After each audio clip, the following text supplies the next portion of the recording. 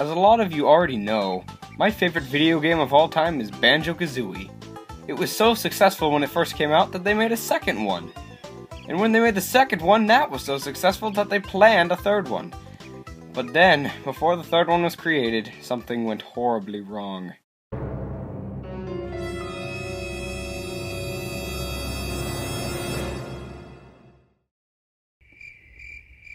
Microsoft is what happened. In the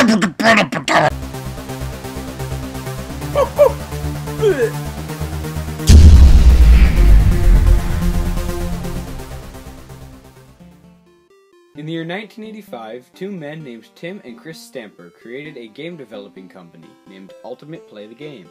They were famous for games like Jetpack and Battletoads. When a company by the name of Nintendo discovered how great these guys were at making video games, they decided to buy a 49% stake in the company. They also allowed the Stamper brothers to create a game based on any Nintendo character that they wanted. They chose Donkey Kong, which is why we have Donkey Kong Country, but that's another story. After teaming up with Nintendo, the Stamper brothers renamed their company Rareware. Rare continued to grow in popularity when they decided to make games with 3D graphics for the N64 like GoldenEye 007. That's where Banjo comes in.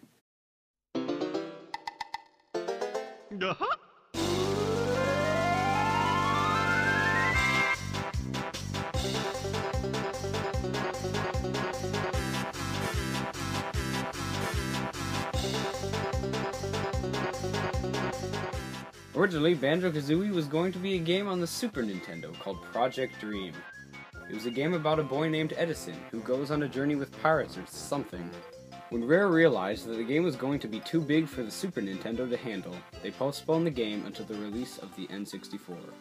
And then, Rare decided to scrap the game altogether for reasons that I don't really know.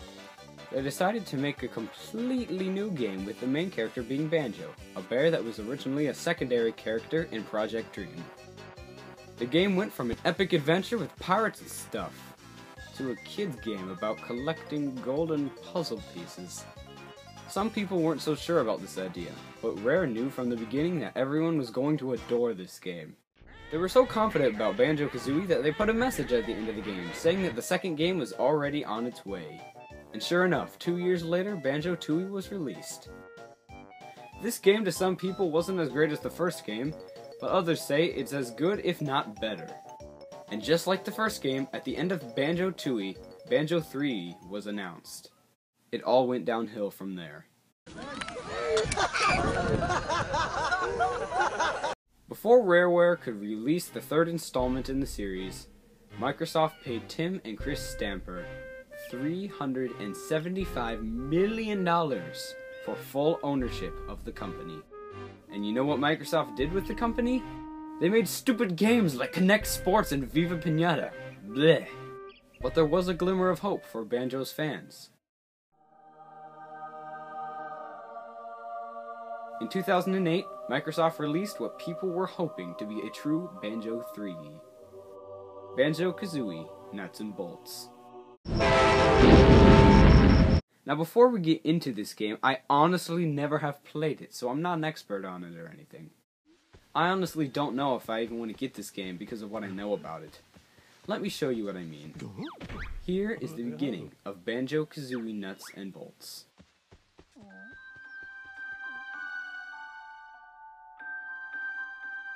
Once upon a time, there lived a heroic bear called Banjo, a rather loud bird called Kazooie, and an unpleasant witch called Gruntilda.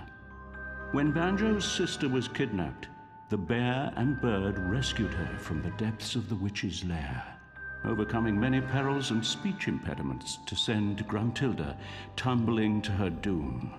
But she was nothing if not persistent, and surprising nobody, the old hag soon rose from her grave for round 2. Our brave heroes once again stood in her way, and this second showdown ended just as badly for Gruntilda, who really should have quit while she was ahead.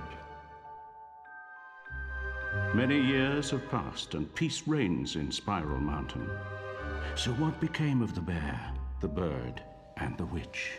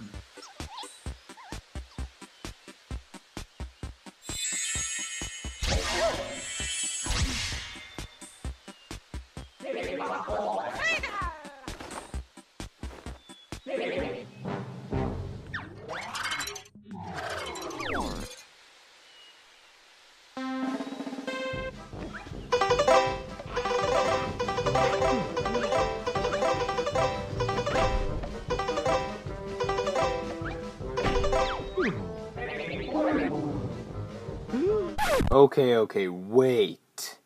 It's too painful to watch? I'll have to think of something original? What is this? Let me just tell you the things that are wrong with this. So far, you have seen that Banjo and Kazooie are both fat. They have this stupid log guy who does nothing but make fun of the game. And this. Seriously? No. Okay, let me just sum up what you haven't seen yet. First of all, Log makes Gruntilda into a robot. Then, she makes Banjo and Kazooie normal again, gives both of them cars. Cars, I mean seriously, cars. They open a portal to a brand new dimension that's never been mentioned before in any of the Banjo-Kazooie games.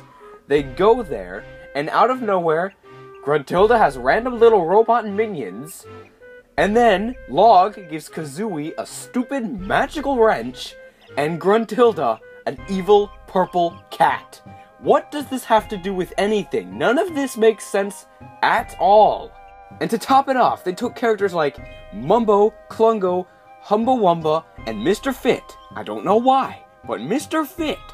They took those characters and they're farmers. Farmers. Why farmers?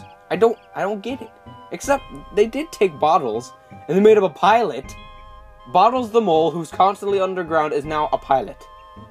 Now that is about everything I know so far about this game, but that I think is enough to make me not want to play it. I just don't think this is right. Now, there are 2 other games in the Banjo-Kazooie series that I have not mentioned yet.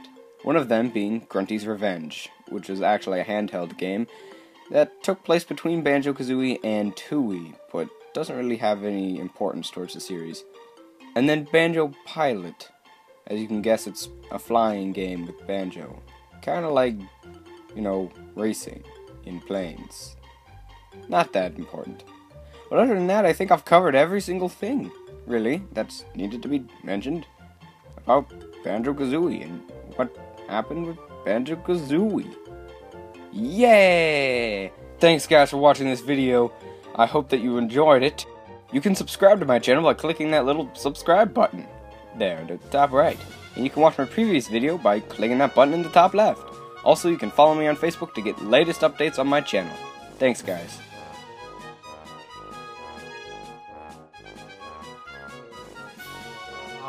So, let's begin. I guess we're gonna start with your favorite video game of all time. OCD All right. people, don't worry.